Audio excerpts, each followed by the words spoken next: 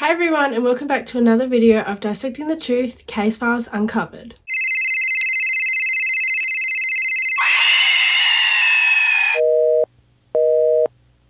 This week's episode is going to be the case of Becky Watts, who was a 16-year-old girl who was brutally murdered. I do just want to put out a disclaimer that I mean no harm to anyone involved in the case. I've simply found all the information on the internet and compiling it all into one video. Make sure to like, comment and subscribe, and let me know down below your case suggestions. So, Rebecca Marie Watts was born on the 3rd of June 1998. Rebecca's family and friends referred to her as Becky, so throughout this case I'm going to also refer her to Becky. Becky lived in the small town of Bristol with her father Darren and her stepmother Angie. Becky's biological mother had nothing to do with Becky. I'm not really sure about the circumstances. All I know is from a young age Becky lived with her father.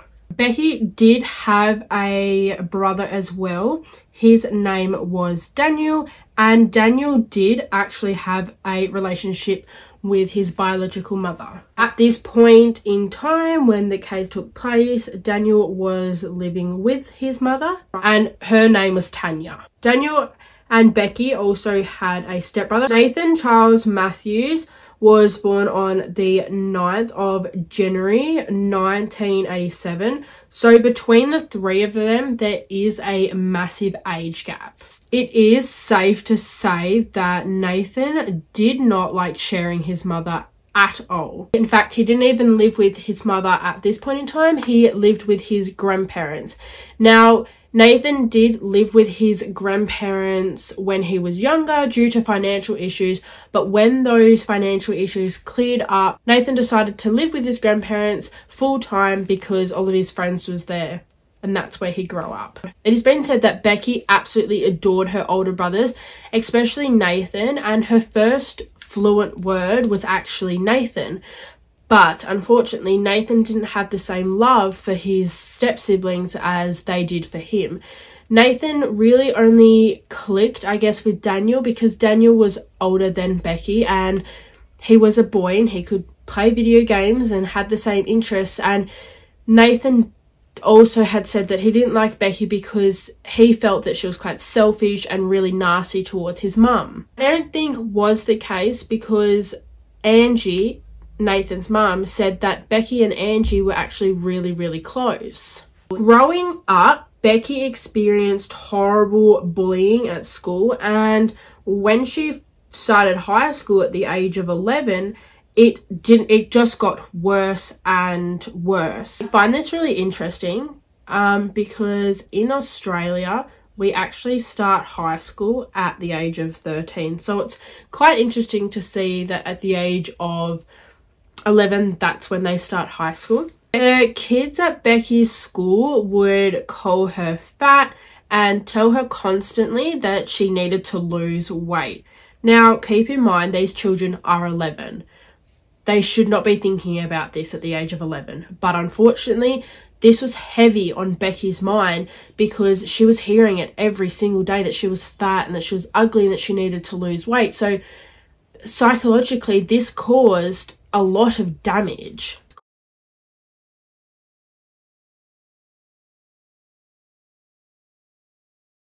It is said that Becky would come home every day after school and just cry to her parents, saying how she was fat and how maybe if she lost some weight then she wouldn't get bullied by the kids at school.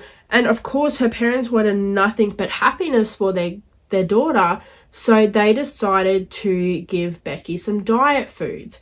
Now, I know that they did this out of pure love and they only just wanted to see their daughter happy, but this actually caused their daughter to gain an eating disorder. And at the age of 12, Becky was diagnosed with anorexia and she was almost hospitalized as well. Parents started to notice a difference in Becky. For example, she wasn't eating, she was throwing out her food, and her sole purpose at the age of 12 was to be skinny and be slim, and she just didn't want to be bullied. It actually got so bad that Becky just stopped going to school completely. and the school actually threatened her family legally because Becky refused to go to school. At the age of 16, Becky had an assessment from a mental health worker. And in this assessment, Becky had admitted a lot of things to her. One of them being that she was actually scared of her older brother. This eventually got back to her dad. I'm not really sure how, but the two apparently sat down and they spoke about it. And her dad pretty much just said, like, there's no need to be scared of Nathan. He's your stepbrother. He's not going to hurt you. And the two laughed about it and they never spoke again. Becky had expressed to a number of people how she was so scared of her stepbrother. And her best friend at the time, Courtney Bicker, had said that Nathan had given his stepsister a graphic detail of how he wanted to kill her by battering her with a sledgehammer. So she told many people that she was scared of her older brother Nathan. Becky was described by her friends and family to be a very confident, happy 16-year-old girl, but only when she was at home. As soon as she exited her home and went anywhere where she didn't feel safe, she instantly became shy, self-conscious. She'd have major anxiety attacks, and this more than likely was all due to the bullying. So before we jump into the horrible events of this case, I do want to do a little bit of a background story on both Nathan Williams and Shauna Hoare. So as we know, Nathan grew up with his grandparents and they lived in the little village of Warmley. His grandparents' names were Margaret May and her husband was Christopher. Nathan didn't have a relationship with his dad, and in fact even on his birth certificate where like the space is for the father, it was left blank. So I don't know if he actually ever knew who his father was. However, he did actually have a really close relationship with Darren, Becky's father. The two were described to be really, really close. So even though he didn't have his biological father, he did have a father figure. Growing up, Nathan suffered from pain physically, and he also had depression and anxiety, and this was all because he had a rheumatic condition called fibromyalgia. Now, fibromyalgia is a condition that affects the muscles and bones, which it causes extreme pain and tenderness. The other side effects of fibromyalgia is fatigue, altered sleep, memory, and mood. Nathan has admitted himself that he was a very angry person and he was extremely emotionally unstable and psychologically disturbed.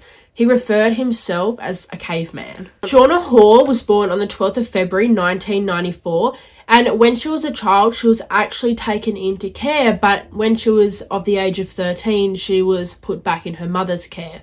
And by this stage, her mother did actually have 7 other children. Now, when Shauna was roughly 14 or 15, she met Nathan Williams, who at this point in time was in his early 20s. So this relationship was illegal. I'm not sure of the time frame, but at some point Shauna did move into a hostel, and despite it being against the rules, Nathan moved in as well. Shauna's mother obviously didn't approve of the relationship, but she wasn't the only one. Nathan's mother, Angie, and his stepfather, Darren, also didn't approve of this relationship. And when Nathan brought Shauna over to the house, Angie had actually turned around and said, "She is welcome in this house when you bring back a birth certificate showing her legal age." And obviously she was underage. Now, the legal age of consent in the UK is the age of 16. So when she turned 16, she brought over her birth certificate, and there was nothing that anyone could do because she was at the legal age of consent. Shauna at this point had actually cut off all contact with her mother, and Nathan had actually said to Shauna's mother that she will never, ever see Shauna again. So now that Shauna is of legal age, Angie accepted her into her house. Angie actually had a disability, so Shauna became Angie's full-time carer. Despite this couple presenting themselves to be a normal, happy couple, this relationship had some dark secrets. The two had some bizarre sexual fantasies behind the scenes, and they had a weird obsession with pretty petite teenage girls and threesome sex sessions. So they were obsessed with teenage girls who were petite, which means very slim, very small, and they had to be pretty. So now that we've covered the backstory of the three main people in this case, we're going to jump into today's case. So Becky Watts was reported missing on the Thursday, February 19th, 2015, but her family hadn't actually seen her since the Tuesday, because Tuesday night she was home, but Wednesday morning she went to school and she stayed at a friend's house Wednesday night. So they hadn't actually seen her since Tuesday night. Becky's stepmother was the first person to gain some concern on Becky's whereabouts. She came home from work, and at that time Becky should have been home, and she wasn't at home. She obviously tried contacting Becky. There was no response, and the concern grew and grew. So she ended up calling her husband Darren, and he came home. At the same time, Becky's friends were also quite concerned about her safety, because she hadn't been on social media all day, which that was not like Becky. She was always active on her social medias, and her friends were just quite concerned. So they made their way over to Becky's house, and that's where they discovered that she wasn't at home, and her parents also hadn't heard from Becky. Her dad actually asked her friends to go into her room and see if anything was missing. I think this is because they thought at this stage she might have been a missing person, like she might have run away. So when her friends were searching through her room, they noticed that her iPad, her laptop, and her phone was missing, which everyone thought was strange, considering she's not here, they're not here, she must have them, but why isn't she active on any social media? So at 4 p.m. on Thursday, February 19th, the Watts family and Becky's friends called up the local police and reported her missing. Now, when the police got there, they thought that they were just dealing with another runaway child, because at that point in time, there was a lot of runaway cases. So they just assumed that this was also another runaway. And they got there and they were told that Becky was gone and her devices were gone as well. They did actually grow more concerned. Now, usually if a child isn't found within the 72-hour mark, the chances of finding them alive is slim to nothing. So Becky was last seen on the Wednesday by her friend, and she was now reported missing the next day. So that 72-hour mark was slowly coming in. At this point, the police wanted to question all the family members because they wanted to know when the last time Becky was seen alive. And all the family members were more than happy to go down to the station and be interrogated, besides Nathan and Shauna. Now, these two were extremely hard to track down from the get-go. And I'm sorry, but if one of my siblings were missing, I would be doing anything to try and find them. But Nathan and Shauna were nowhere to be found. This caused red flags instantly for the police. Now, the police ended up finding Nathan and Shauna, and they were brought down to the station, and they were asked about the day that Becky was reported missing. And the two were acting very strange. They were giving way too much detail about the day that Becky was reported missing. So, for example, they were saying how they did the dishes that day, they watched TV that day, and it was just weird because you don't give the little details on what you were doing that day. They were both acting calm but strange at the same time. This, from what they were saying in the interview, it was clear to police that they were definitely hiding something, but the police had no evidence what it was, and so they actually had to let the two go. Now, the police from day one knew that these two were hiding something, and they were going to find it out, no matter how long it took. Police don't believe at this point in time that they're dealing with a missing child. They actually believe that it's something more sinister, and so they send out a forensics team to the Watts' home.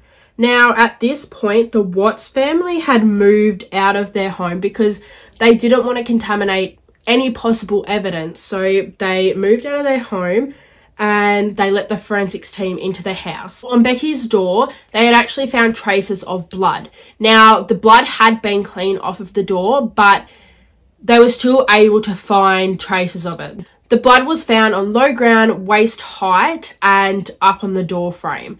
Not only did they find blood, but they even found a fingerprint. And with this, they took the blood and the fingerprint straight to be tested. At this point in the case, Becky had been missing for 9 days. And even though the police did have a breakthrough, they hadn't yet figured out whose blood it was or whose fingerprint it was. So the case at this point in time was cold. They bring back both Shauna and Nathan, and they wanted to target Shauna first. They started questioning her about how Nathan was feeling about it all, and Shauna had turned around and said that Nathan was quite upset because Becky was like a daughter to his mum, and his mum was so upset, and Nathan just hated seeing his mum like this. Despite Shauna knowing this, Nathan was also being interrogated, and he had told police that he didn't have a close relationship with Becky at all, and he actually hated her because she was rude to his mum and she was apparently blatantly selfish. Now, they send the two home, and when they do, the results for the fingerprint and the blood comes back. The blood matches to Becky Watts, and to no surprise at all, the fingerprint matched perfectly with Nathan Williams. So at this point, the police have every reason to go and arrest Nathan Williams, and I'm not sure why they arrested Shauna because there was no evidence that Shauna was even involved in this, but they did go and arrest Nathan and Shauna together. Now, there is actually video footage of this, and it's actually quite sad to watch because in the video you can see Nathan's mother just cry her eyes out. I mean, her son was just taken away on the suspicion of the murder of her stepdaughter. Now, the interviews start and police have a very limited time to get a confession out of these two.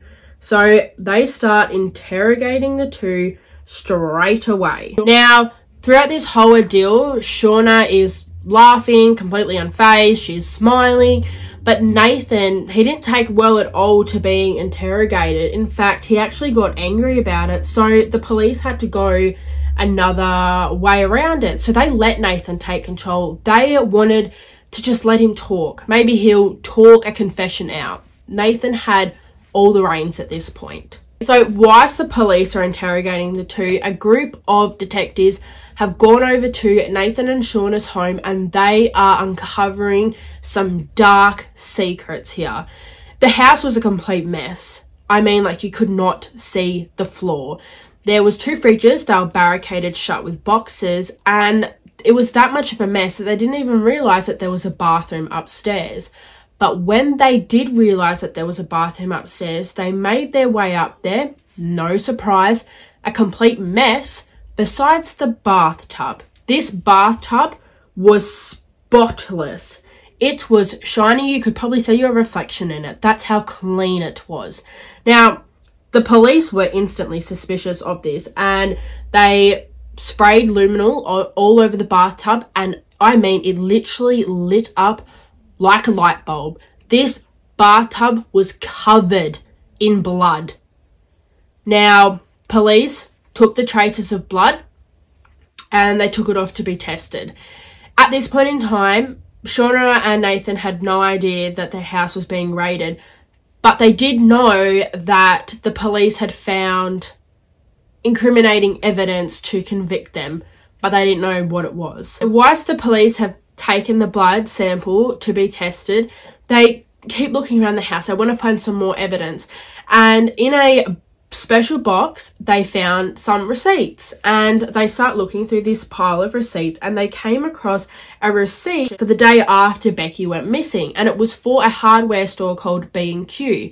Now, the person who had purchased all of these items, they purchased a circular saw, a mask, gloves, and some goggles. Now, when you have a receipt, there's a timestamp of when the purchase was made, and because of this, the police were able to go to the B&Q and find the exact time that those things were purchased. And standing there on video surveillance buying all of these things was none other than Nathan Williams himself. He was seen on CCTV footage buying all of these things that, quite frankly, are a little bit suspicious. Now, at this point, the two now know that the police have raided their house and they have incriminating evidence from their house. At the station, the police are starting to try and get Nathan to crack, and they start asking him some questions that Nathan didn't like at all, to be quite honest. He hated these questions that the police were asking him. The questions that they were asking him were stuff like, did you go upstairs? And he replied back with, maybe, but I'm not too sure. This one comment itself seemed to rattle Nathan. He did not like it. And the reason I say this is because not long after this, Nathan, on the 11th day that his little sister was missing, wrote a full-on written confession highlighting the brutal way in which he had just murdered his little sister. So he had told officers that it was simply an accident, but the officers at the station wanted to read out the confession on tape for court. Nathan had actually turned around and said, quote, "Do I have to listen? Can I put my fingers in my ears?" And the police agreed. I don't know why they agreed to it, honestly. I would sit there and make him listen to it. You just killed your 16-year-old sister. Now, I'm going to be looking down for this part, but in the video clip of them reading out the confession, all you can see is Nathan rocking back and forth and just sobbing. But this is what the confession read. I, Nathan Charles Matthews, accept that I am responsible for the death of Rebecca Watts. On the 19th of February 2015, I attended Crown Hill Street, George, in Bristol with my girlfriend Shauna Hoare. In my car, I had a large stun device, handcuffs, tape and a mask. I developed an idea of scaring Rebecca by kidnapping her. I wanted to scare her and teach her a lesson. I believe that she was selfish and her behaviour towards my mother was a risk to her health. A few minutes after arriving, Shauna said that she wanted a cigarette and went out into the garden.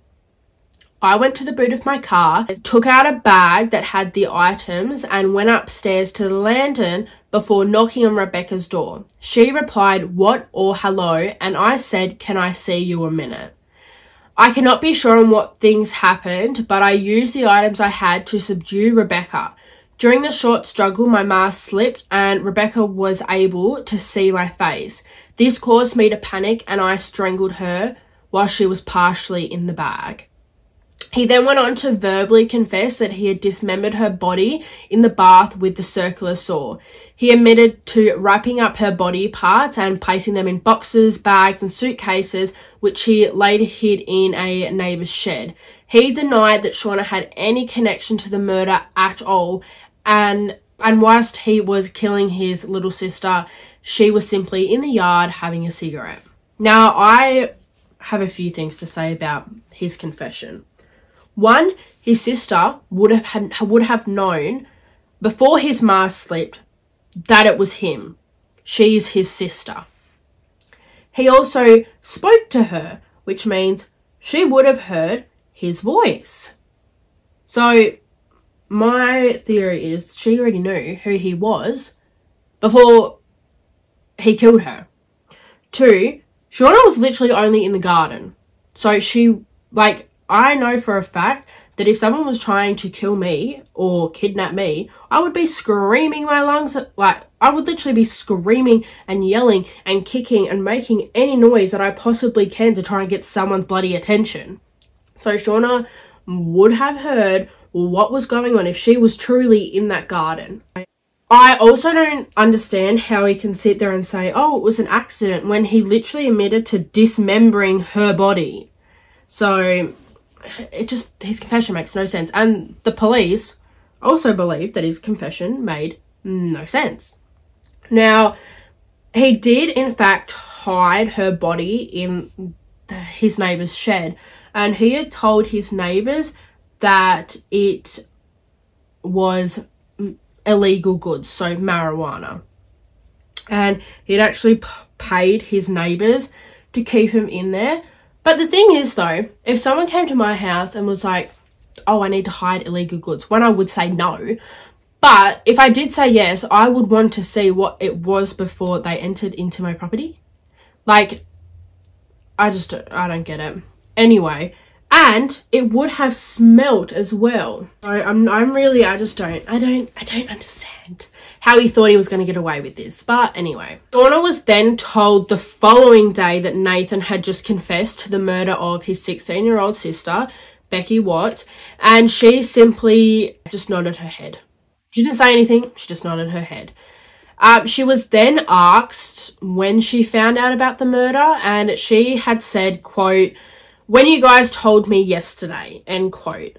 Now, they were trying to slowly feed Shauna information about Nathan's confession because they still thought that Shauna was involved in it somehow, but they just didn't know how. Nathan was asked more questions, one for the closure of the family, but two, they wanted to see if Nathan would contradict his confession at all, and in hope that he'd somehow slip up and also convict Shauna as well. But despite all of this, Nathan replied with no comment to every single question that he was asked. After 96 hours of legal interrogation, Nathan was arrested for the murder of Becky Watts. Now, the police still had nothing to convict Shauna of, but they knew that if they let her go, that she was either going to run away, try and hide more evidence, so they wanted to keep her where she was. So they actually charged Shauna with perverting the course of justice. On the 12th day that Becky was reported missing, her body parts were found in the neighbour's garage shed. The police did try their hardest to try and reassemble her body because her dad had to come down and identify her body, and so they did try their hardest, but her dad did say that you could see the cut marks on her neck, and unfortunately Becky was identified as Becky Watts. Police were frantically at this point trying to find any type of incriminating evidence on Shauna, and after 2 months of Becky being reported missing and her body being found and Nathan confessing, they actually found incriminating evidence to directly convict Shauna of the murder. Now, there were some deleted messages between Nathan and Shauna, and they read, Nathan, quote, "Fuck you, bring me home 2 pretty schoolgirls then," end quote. Shauna, "Just went to Cost Cutters and saw a very pretty petite girl, almost knocked her out to bring her home, lol, end quote. Nathan, quote, "Do it," end quote. Shauna, LMFAO, "Yeah, I'll just go back in time to where I saw her and then travel to the attic, lol," end quote. They had also found searches for porn sites that the police had described as borderline legal. Now, I don't actually know what porn videos they were, but I guess we can all assume what they were just by the police's comment. There was also multiple messages between the two of discussions of abducting schoolgirls, and this is when they found the sexual motive of the killing of Becky Watts. Shauna was eventually confronted about the messages between the two, and for once throughout this entire case, she had nothing to say. She literally said no comment. The police also found Shauna's DNA on the face mask and the boxes and bags that Becky's body was found in. So now they have some hard evidence that she was involved. Becky's final cause of death was suffocation, and she had suffered more than 40 injuries to her entire body and had multiple bruises head to toe. She also had a screwdriver laceration to her neck. The day of February 19th, 2015, the couple arrived at the home of Becky Watts with a kidnap kit, which involved handcuffs and 2 stunt guns. Strangled to death. Once Becky was dead, the couple took Becky's body out to their car and put her in the boot. They then went back inside and waited for the family to come home. This meant that when Becky's family was coming home, they had actually walked past her body and they had no idea at all. Nathan and Shauna then drove home, and this is when Becky Watts' body was dismembered in the bath with the circular saw. Nathan had told the court that he closed his eyes whilst he had dismembered his little sister's body, which this itself goes completely against the fact that he said that this was an accident, but anyway. He then wrapped her body up in cling wrap and cat litter and salt crystals. He used the cat litter to absorb the moisture and the salt crystals to stop the smell of the body decomposing. Despite all of this, they ordered takeaway, played a game of Monopoly, and laughed over a parody song from Frozen called Do You Want to Hide a Body? This honestly just makes me sick to my stomach. The couple was trialed in the Bristol court on the 6th of October 2015, and the trial lasted roughly 5 weeks. And the couple was finally sentenced. Nathan was sentenced to 33 years for murder, and Shauna was sentenced to 17 years for manslaughter. Nathan denies all charges of murder, conspiracy to kidnap, and Shauna denies murder, conspiracy to kidnap, perverting the cause of justice, perverting an unlawful burial, and possessing a prohibited weapon, namely 2 stunt guns. Media had described the two to be the newest Fred and Rose West. Becky was described by her family to be a confident and happy 16-year-old girl. Now, that is the case of Becky Watts. This horrific murder left such an impact on so many people. She was literally a 16-year-old when she was murdered by her own stepbrother. Let me know your thoughts down below, and also let me know your case suggestions down below as well. I hope you guys enjoyed this video, and I'll see you for next week's case, which is going to be the case of Theodore Robert Bundy, also known as Ted Bundy. That case is going to be a long one. I'm not sure yet if it's going to be a 1-parter or a 2-parter, but what I do know is we are going to be doing an intense makeup look. I hope you guys enjoyed this video, and I'll see you guys next week.